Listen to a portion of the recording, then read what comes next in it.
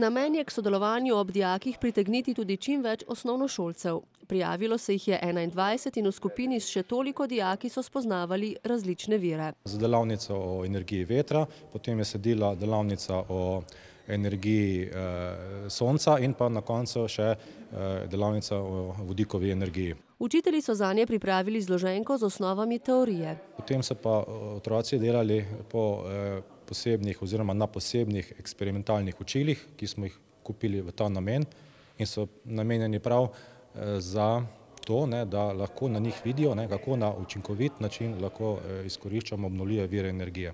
Izvedel sem, kako se uporablja vodik v energiji in izvedel sem, da se ga lahko uporablja tudi za pogon avtov ter izvedel sem, kako se ga uporablja.